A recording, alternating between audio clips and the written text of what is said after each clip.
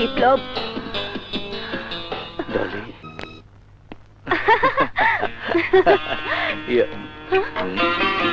এই বুঝি তোমাকে জরুরি কাম? আমি না ভাইয়া, বিপ্লব। বিপ্লব না মানে এই পাশের গ্রামে ও একজন রোগী দেখতে গেছিল, সাথে আমিও গেছিলাম। ডাক্তারি পড়ছি, তাই গ্রামে 2-4 জন অসুস্থ রোগীর চিকিৎসা করা আমার কর্তব্য। বুঝছি। হুন্ডায় চইরা ঘুরে বেড়ানো মানে রোগীর চিকিৎসা? ভাইয়া শুনো, কাল থেকে স্কুল নির্মাণের কাম হইব, তোমরা দুজন সেখানে সারাক্ষণ থাকবা।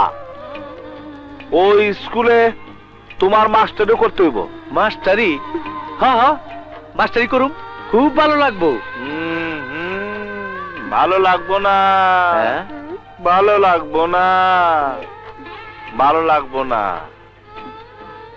কারণ তোমরা দুজনের মাঝখানে আমি থাকবো, আমি থাকবো। তুমিও? হ্যাঁ, তুমিও থাকবে। হ্যাঁ, কেন অসুবিধা আছে? না না, অসুবিধা হবে কেন? অসুবিধা হবে কেন? আমার অসুবিধা আছে। হ্যাঁ, আমার অসুবিধা আছে। সারাদিন না খাইয়া বনে বাজারে ঘুরে বেড়ালে চলবো? যাও খায়া লও, যাও ভিতরে যাও।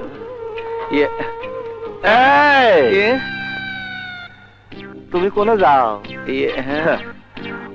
ভবিষ্যতে তো গড় জামাই হইবা, যাও খায়া লও।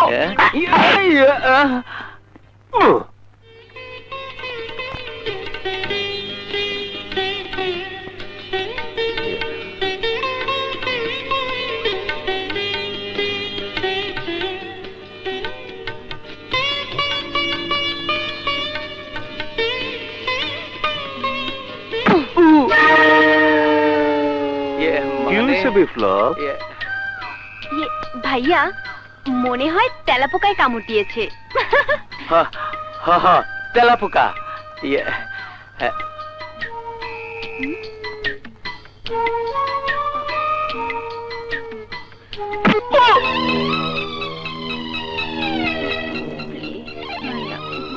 কি হইছে সংগ্রাম? ওই যে তেলাপোকা, তেলাপোকা কামড় দিছে, কামড় দিছে আমারে।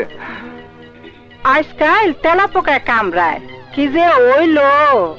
তেলাপোকা কামড়াইলে জোয়ান পোলা পান আবার আহ করে, কি জামানা যে পড়ছে। কি রে, গলায় ঠেকছে? এতখানি বয়স হইল তোরে ও তেলাপোকা কামড় দে? ভাইয়া ও মা, বকুলাপা। বকুল? ওরে আরে ডাবলা, বকুল কতদিন পরে তুই আইলি? একটা বারো বাপ বার কোনো খোঁজ খবর নাস না, স্বামীর বাড়ি যাইয়া আবেদনকে ভুলে গেছস? দাম ভাইয়া, ভুলুম কেন? তুমি তো জানো কত বড় সংসার, কত ঝামেলা, তাই আসতে পারি না। আই সহ্য হন তখন ছাড়তেছি না, কম পক্ষে 1 মাস থাকতে হইব। কিরে বকুল, তুই এক কাপড়ে আইছস? নো প্রবলেম দাদি, ওর জন্য নতুন নতুন শাড়ি আমি কিনা রাখছি। বকুল ভিতরা, ডাবলা খা, তুই খা। এই যে পয়সা নিয়ে এখানে বসো। কি খাইবা বলো? মুরগির মাংস। আচ্ছা, এই মনে হয় বকুল শান্তিতে নাই। দেখ কত শাড়ি, এই দেখ শাড়িগুলো আমি বাইসা বাইসা পছন্দ করে কিনছি, সবগুলোই তোরে মানাবো। কিরে বকুল, তোর মন খারাপ কে? কি হয়েছে? না ভাইয়া, অনেকদিন পরে তোমাদের সাথে দেখা হচ্ছে, তাই তাই আনন্দে। না রে বকুল, আমার মনে হয় তুই কিছু লুকাইতেছস। কি হয়েছে কলা বকুল? তোর স্বামী বাসুর ওরা কিছু কইছে নাকি? ভাইয়া কি যে বলো না, এলাকার মানুষ ওদের খারাপ জানে ঠিকই, কিন্তু আমি কোনোদিন ওগো খারাপ কিছু দেখি নাই। আমারে ওরা কত আদর করে। করবই তো, তুই যে আমার লক্ষ্মী বোন। চল আয়, খাই নেই, তারপর কাপড় চোপড়। আয় আয় আয়, ফয়সাল মিয়া খাও। এই বহ।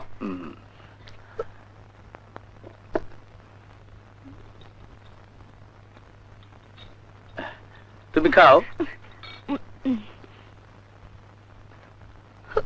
খা। এখন খাবো না ভাইয়া, হ্যাঁ। এখন খাবো না, প্লিজ ভাইয়া। হায় রে আল্লাহ, ছোটবেলা অভ্যাস এখনো রয়ে গেছে। খাওয়ান দিলেই শুধু না না না। খা খা কইতেছি, খা। না খাইতে খাইতে তুমি শুকাই গেছো গা। খা, কান্দিস না, খা। হ্যাঁ।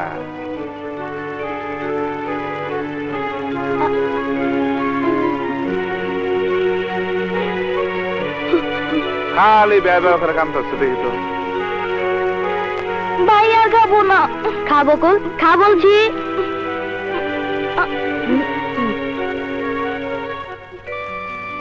বাবা, হ্যাঁ দেখো তো কি করে, আমাকে শুধু জোর করে খাওয়ায়। বকুল, সংগ্রাম তোরে খুব ভালোবাসে, এই জন্যই তোরে জোর করে খাওয়ায় মা। সেই শোক আমার কপালে জুটে নেই। প্রতিটা দিন আমি নির্যাতনের শিকার হয়েছি।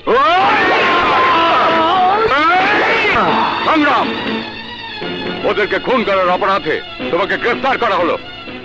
মুভ।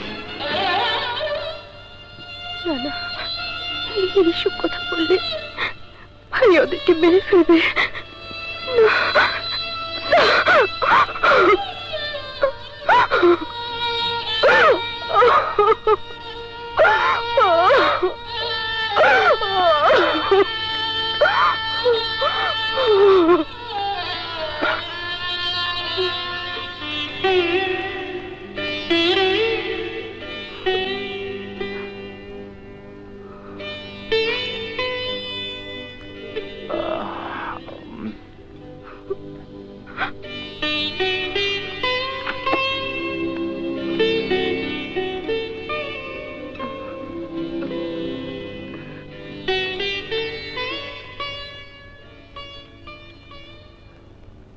বাবা, কি রে বকুল, ঘুমাসনি না?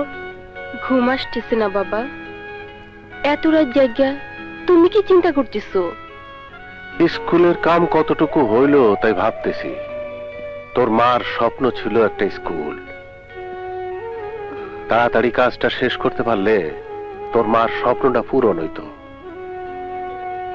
কিরে, কিছু কবি আমারে? বাবা, হ্যাঁ? আজ মার কথা খুব মনে পড়তেছে বাবা। কেন বা? আমি কি তোকে মায়ের অভাব পূরণ করতে পারি নাই? কিছু কবি? হ্যাঁ, আমার ক, লুকাইস না, ক। হ্যাঁ? বাবা, কতদিন তোমার গলা জড়ায় ধরি না, কতদিন তোমার পাশে ঘুমাই না বাবা। বাবা, তোমার মনে আছে ভাই আর আমি তোমার কোন পাশে ঘুমাবো তা নিয়ে কত ঝগড়া করছি। আজ তোমার সাথে ঘুমাতে ইচ্ছে করতেছে বাবা, আর ঘুমাতে ইচ্ছে করতেছে বাবা। আমি বেশ তো। ঘুমাই বাবা। তুই এখানে ঘুমা, আমি তোকে ঘুম পাড়াই দিই। ঘুমামা, ঘুমাও, ঘুমাও।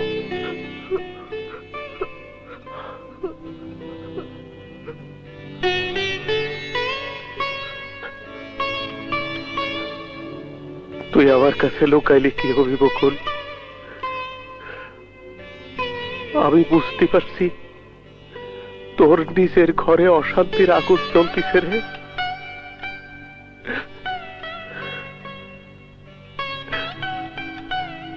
দাঁড়া, আমি আগুন নিভানোর ব্যবস্থা করতেছি।